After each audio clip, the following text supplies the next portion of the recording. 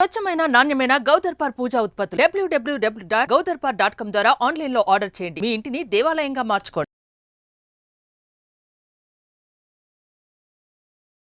నమస్కారం, welcome to Suman TV. నేను గీతాంజలి. శ్రీమాత్రే నమః. అమ్మవారి అనుగ్రహం పొందడం అంత సులువైన విషయం కాదు అంటారు చాలామంది. మనలో చాలామందికి అమ్మ మమ్మల్ని అనుగ్రహిస్తే బాగుండు, ఏం చేయాలనే తపన ఉంటుంది.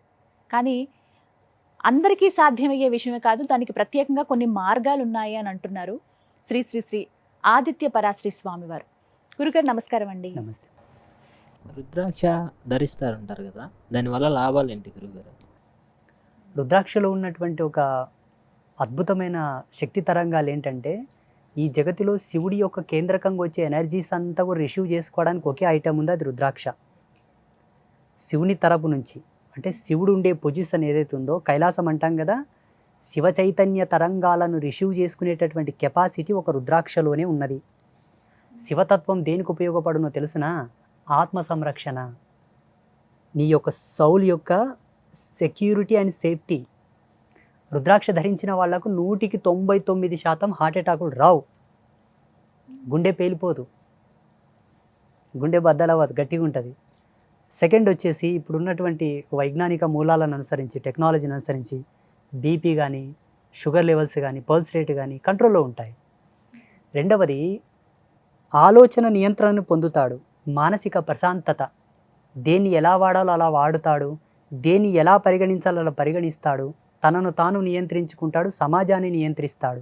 అందుకే రుద్రాక్ష సాక్షాత్ శివస్వరూపం, శాంత స్వాభావికం అలవరుతుంది. ప్రతి ఒక్కరూ రుద్రాక్ష ధరించాలి. రుద్రాక్ష ధరించాలనుకున్న వాళ్ళు మద్యం సేవించకూడదు, మాంసభక్షణ చేయకూడదు.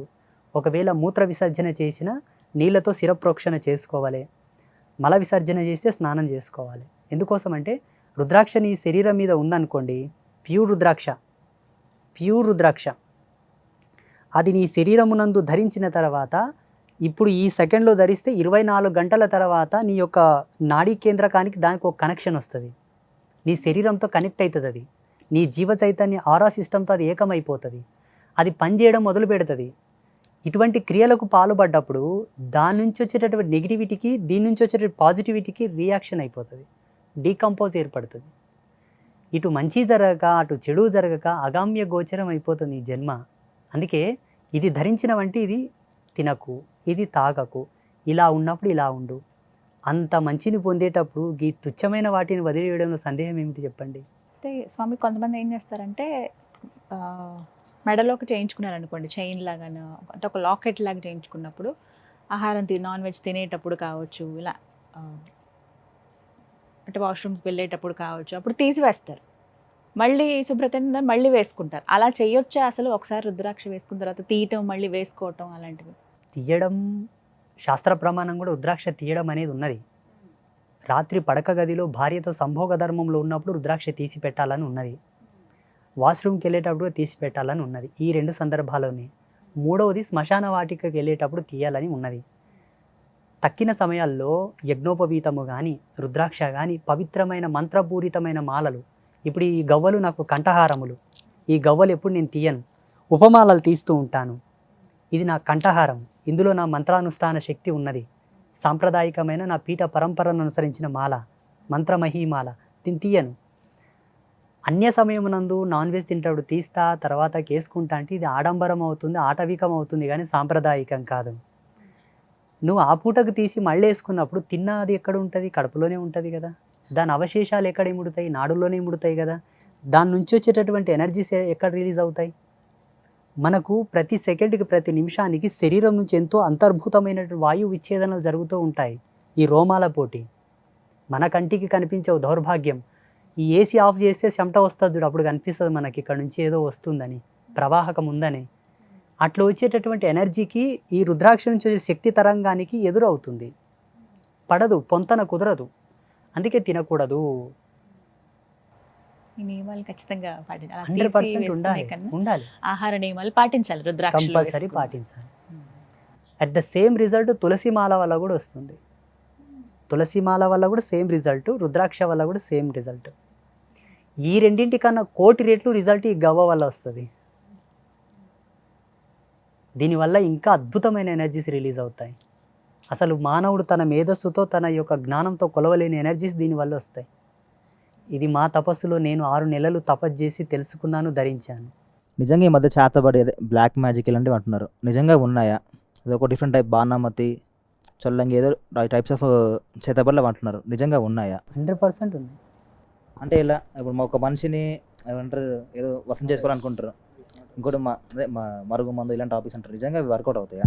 కెమికల్ రియాక్షన్ అది. ఇప్పుడు డాక్టర్లు కూడా వేరే ఏదైనా ఇయరాని డ్రగ్ మనకి ఇస్తే మనకు రియాక్షన్ అవుతలేదా? అట్ ద సేమ్ పసురులు ఉన్నాయి, చాలా ఉన్నాయి. మనిషిని ఆరోగ్యవంతంగా చేయొచ్చు, అనారోగ్యంగా చేయొచ్చు, మరణం కూడా చేయొచ్చు. ఇప్పుడు పుట్టినవి కాదు కదా, అనాది కాలంగా అప్పుడు పాతకాలం నుంచి వచ్చినవి ఇవి. ఇప్పుడు గోళీలు మందులు ఇవి ఉన్నాయి ఈ వల్ల, అప్పుడు అవి లేవు. పసర్లతోనే ఏదైనా చేసేవాళ్ళు కదా, అప్పుడు మరుగు మందులు మరల మందులు అప్పటి ఉంటున్నాయి. ఇవి చేతబడులు అంటారా? చేతబడులు ఉన్నాయి, అవి పనిచేస్తాయి, చేసేవాళ్ళు కూడా ఉన్నారు, చేయవచ్చు, చేయించవచ్చు అనేక రకాలుగా. లేవు అనడానికి ఆప్షన్ ఏముంది చెప్పు? చేతబడులు లేవు అనడానికి ఆప్షన్ ఏముంది చెప్పు? ఉంది అనడానికి 1,000,000 ప్రమాణాలు చూపిస్తాను నేను. నేనే సాక్ష్యం దానికి. యాజ్ ఏ సన్యాసిగా, ఒక స్పిరిచువల్ గురువుగా మేము మంచిని ఎంత శోధిస్తామో చెడును కూడా అంతే శోధించాలి. డాక్టర్ కావాలంటే ఫస్ట్ వైద్యం తెలవాలి, వైద్యం తెలవాలంటే ఔషధం తెలవాలి, ఔషధం తెలియాలంటే ధైర్యం తెలియాలి, ధైర్యం తెలియాలంటే ఆయన అన్నిటికీ దూరంగా ఉండాలి. అర్థమవుతుందా? కోసేటప్పుడు ఇది బాడీ కదా ఎట్లా కోత అనుకుంటే ఆయన డాక్టర్ కాడు కదా. నేను సన్యాస ధర్మంలో రాకన్నా ముందే ఎన్నో శాస్త్రాలను శోధించాను నేను. ఎన్ని తంత్రశాస్త్రాలు లేవు మనకు? ఎన్నో ఉన్నాయి. సిద్ధనాగార్జున తంత్రంలో చాలా క్లియర్గా ఉన్నది. ఈజీగా చేయొచ్చు చేతబడి, పెద్ద కష్టమేం కాదు.